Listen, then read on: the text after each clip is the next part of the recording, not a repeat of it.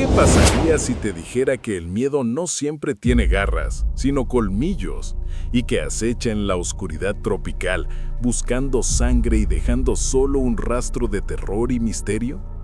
¿Estarías dispuesto a escuchar la historia de una criatura que convirtió a una isla vibrante en un cementerio de animales y que aún hoy es la sombra más grande que se cierne sobre el Caribe? Olvídate de los monstruos de película. Esta historia es real, o al menos tan real como el pánico que se apoderó de Puerto Rico a mediados de los años 90. Para entenderlo, debemos viajar a la tranquila ciudad de Orocovis, en las montañas centrales de la isla, un lugar donde la vida transcurría plácidamente entre el sonido del viento y el murmullo de los coquíes, hasta que la paz fue brutalmente destrozada. Era 1995. El aire, denso y cálido, presagiaba la llegada de algo, pero no era una tormenta. Los primeros reportes eran confusos, casi absurdos. Cientos de animales de granja, cabras, ovejas, gallinas, aparecían muertos. No desmembrados, no devorados, sino drenados. Sus cuerpos pálidos y sin una gota de sangre, con una o dos perforaciones quirúrgicamente perfectas en el cuello. La gente comenzó a murmurar sobre un asesino en serie, un culto satánico, pero las heridas contaban una historia más oscura. La pesadilla tenía un rostro, aunque nadie lo había visto claro. Una mujer, Madeleine Tolentino, de Canóvanas, se convirtió en el faro involuntario de este terror. Ella afirmó haber visto a la criatura rondando su patio, y su descripción, aterradora, se grabó en la mente de la nación. Un ser bípedo, de aproximadamente 1,5 metros de altura, con ojos grandes y rojos, una fila de púas recorriendo su espalda y unos brazos delgados y fuertes. La gente le puso nombre, el chupacabras. La histeria creció como un tumor maligno. Los agricultores armaron vigilias. La prensa internacional inundó la isla. Y mientras los expertos debatían si era un coyote, un perro salvaje o una leyenda urbana, la criatura seguía cazando. Se rumoreaba que el gobierno estaba encubriendo algo, quizás un experimento fallido, un animal fugado de un laboratorio secreto en el Yunque. El miedo se convirtió en el clima dominante. Permítanme contarles la historia de Don Rafael. Rafael era un viejo y humilde granjero de sidra. Sus cabras eran su vida. Una noche, tras perder a casi todo su rebaño, decidió esperar. Se sentó en su porche, escopeta en mano, bajo la luna menguante. El silencio de la noche era ensordecedor, roto solo por el latido desbocado de su corazón. Cerca de la medianoche, lo escuchó. Un sonido de aleteo, pero más pesado, como cuero raspando la tierra húmeda. La sombra se movió entre los árboles, demasiado rápido, demasiado ágil. Rafael levantó la escopeta. El sudor le resbalaba por las sienes. Pudo ver los ojos rojos, solo los ojos. Un rojo fosforescente, hipnótico. Disparó. El sonido explotó en la noche. A la mañana siguiente los vecinos encontraron a don Rafael. Su escopeta estaba en el suelo, intacta. Él no presentaba mordeduras ni rasguños. Estaba sentado, con la espalda apoyada en la pared de su porche, pero su rostro era una máscara de puro terror. Los forenses no pudieron encontrar una causa de muerte natural, pero el silencio de su corazón contaba una verdad más escalofriante. El miedo, en su estado más puro y sobrenatural, le había drenado la vida. Y en el corral, una nueva oveja, pálida y sin sangre, sellaba el destino trágico del viejo granjero. La sombra continuaba acechando. Tras la muerte de don Rafael, la historia se desbordó de Puerto Rico como una plaga. La criatura se había saciado, pero el pánico no. Las escuelas cerraron temprano, los niños no jugaban en las calles al anochecer. Las carreteras, antes bulliciosas, se volvieron túneles oscuros y silenciosos después de las 6 de la tarde. El chupacabras ya no era un cuento de granjas, sino la manifestación del terror colectivo. El monstruo parecía moverse a una velocidad imposible. Un día, las bajas se reportaban en la costa este, al siguiente en la costa oeste, De un momento a otro, los informes de ataques a animales idénticos empezaron a surgir en otros lugares.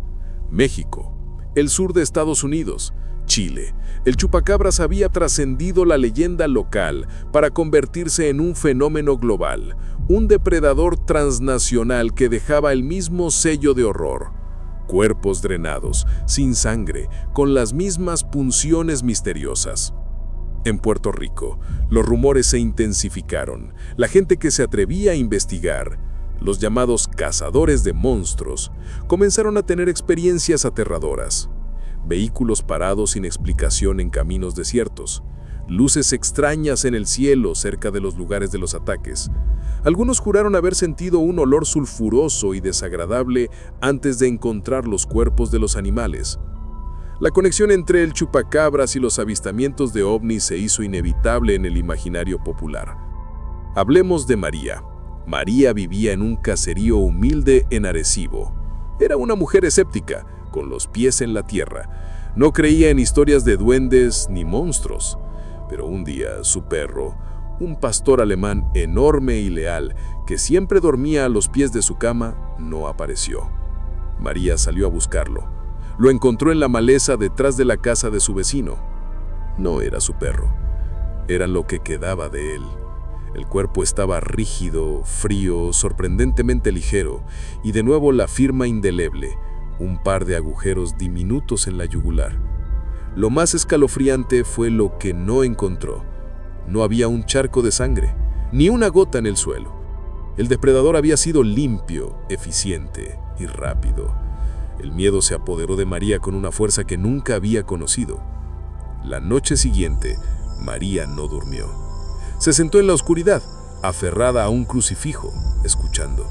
El silencio era diferente ahora. No era el silencio de la paz, sino el de una trampa a punto de cerrarse. Pasada medianoche, escuchó un sonido. No era un aullido, era un siseo, un sonido gutural que resonaba en la oscuridad. Parecía venir del techo. María se paralizó. Vio una sombra proyectada en la rendija de la puerta. Una sombra que no era humana. Tenía alas, pero no de pájaro. Tenía una cabeza, pero no de reptil. Era una silueta grotesca que se movía con una inteligencia escalofriante. De repente, un golpe seco. La criatura había saltado del techo. El silencio volvió, pero ahora estaba cargado de una presencia maligna. María supo que la criatura estaba justo fuera de su puerta. Se pegó a la pared, incapaz de respirar.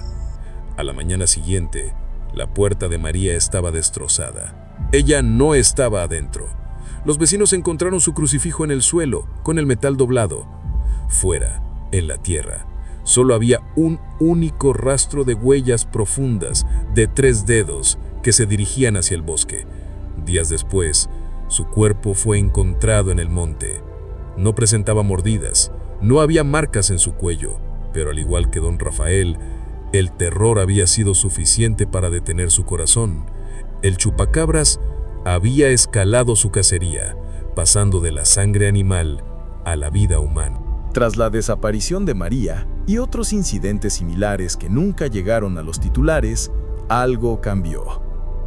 Los ataques a granjas no cesaron por completo, pero se volvieron esporádicos. Los avistamientos de la criatura se hicieron más raros.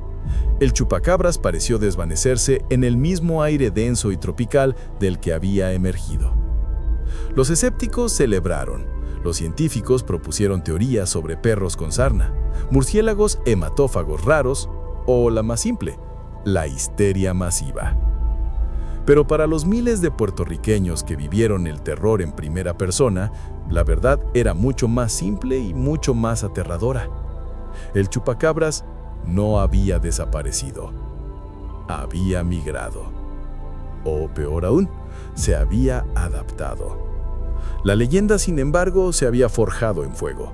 La criatura se convirtió en un símbolo de lo inexplicable, del miedo a lo desconocido que acecha justo más allá de la luz de la calle. Es el monstruo que las abuelas usan para asegurarse de que los niños regresen a casa antes de que caiga el sol. Es la prueba viviente de que, incluso en el mundo moderno, hay horrores que desafían toda lógica y toda ciencia. La historia más reciente y quizás la más trágica es la de Carmen y su hijo, Miguel. Carmen era una enfermera del área metropolitana, cansada de escuchar sobre el chupacabras. Lo consideraba un mito rural. Una noche de 2003, regresando a casa, su coche se detuvo en un tramo solitario de carretera cerca de la hacienda Buenavista. El motor simplemente se apagó.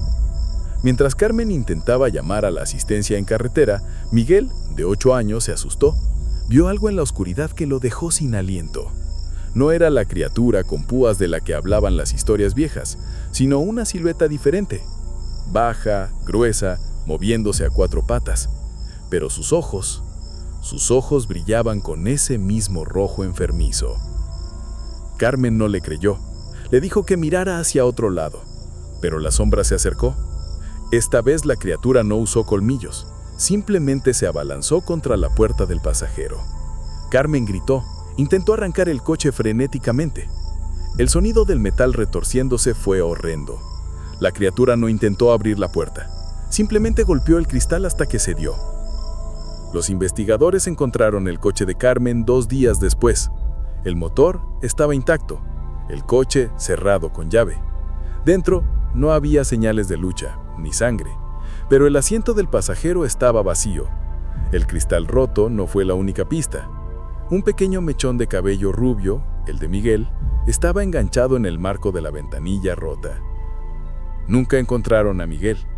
Y Carmen, ella fue encontrada caminando sola por el borde de la carretera, 20 kilómetros más lejos, completamente catatónica.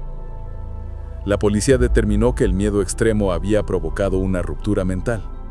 Pero para los que conocen la historia, Carmen no perdió a su hijo por un secuestrador común. Lo perdió a manos del horror que se alimenta de la vida misma. En un trágico y definitivo final, el chupacabra sigue vivo, no solo en la leyenda, sino en el vacío del corazón de una madre. Con esto dicho, gracias por ver y hasta la próxima.